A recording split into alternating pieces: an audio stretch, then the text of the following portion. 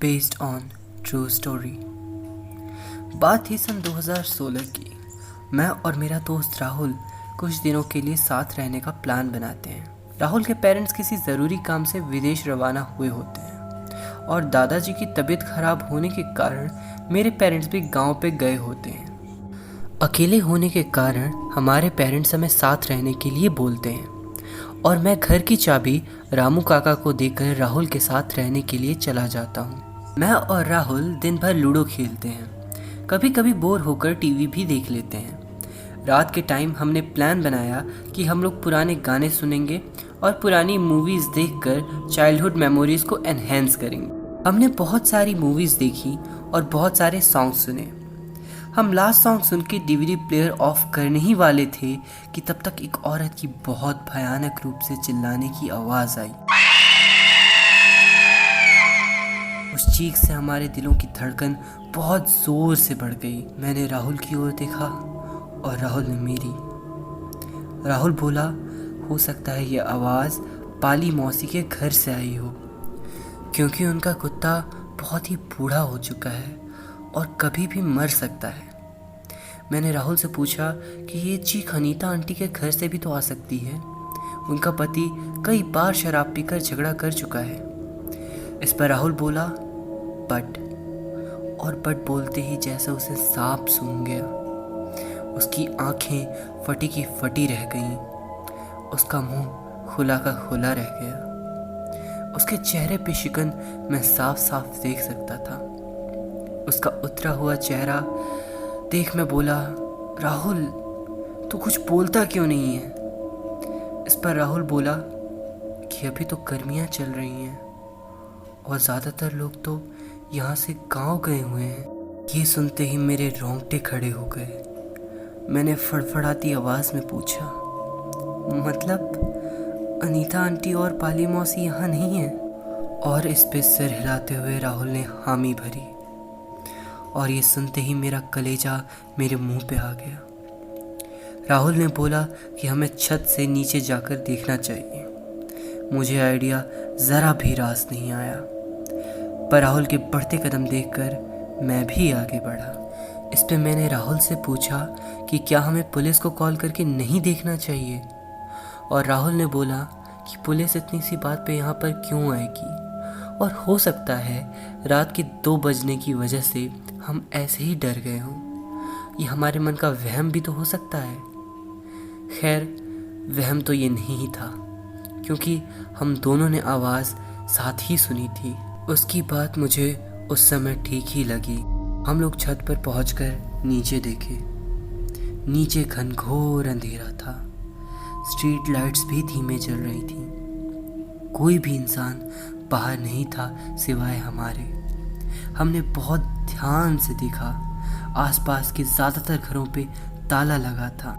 तभी मेरा दिल धक से कर गया। मैंने देखा कि एक औरत सफ़ेद से कपड़ों में भुगाती हुई स्ट्रीट लाइट्स के नीचे खड़ी हमारी ओर देख रही है। मेरे तो होश उड़ गए। शरीर में खून का रिसाव बहुत तेज़ हो गया।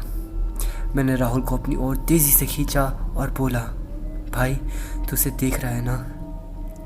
राहुल की नज़र जैसे ही उस औरत पर पड़ी, उसके कदम लड़खड़ा गए और उसने मेरी तरफ देखा और फिर हम दोनों ने उस औरत की तरफ। हम उसे देख ही रहे थे कि तभी उसने अपनी उंगली उठाई हमारी तरफ। ऐसा लगा जैसे समय थम सा गया है। सांसें दबी की दबी रह गई हैं और उसका मुंह खुला। उसका मुंह एक इंसान के मुकाबले 4 गुना खुल गया और वो जोर से चिल्लाई।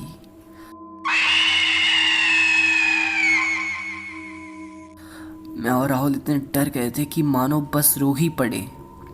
ये सुनते ही मैं राहुल के पीछे भागा और हम छत से नीचे उतर गए।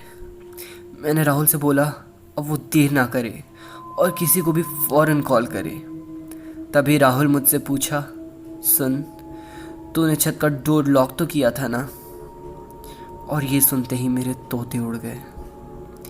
मैंने बोला, नहीं यार, मैं इतना डर गया था कि मैंने ध्यान ही नहीं दिया।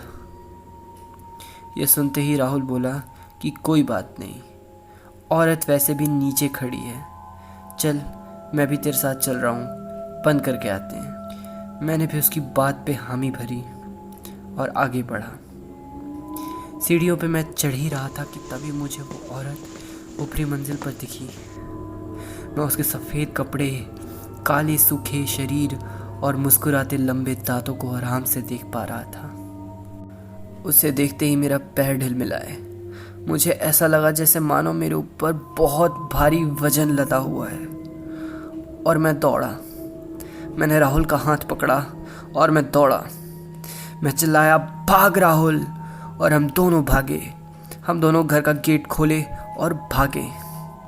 हम पीछे मुड़े तो वो औरत बहुत तेज़ी से हमारे पीछे आ रही थी। उसकी तेज़ी किसी भी आम इंसान जैसी नहीं थी। हम पूरी जान लगाकर भागे और आगे कहीं दूर जाकर एक बाइक सवार से जा टकराए। इस पे किसी को चोट तो नहीं आई, पर बाइक सवार हमारे तरफ देखने लगा।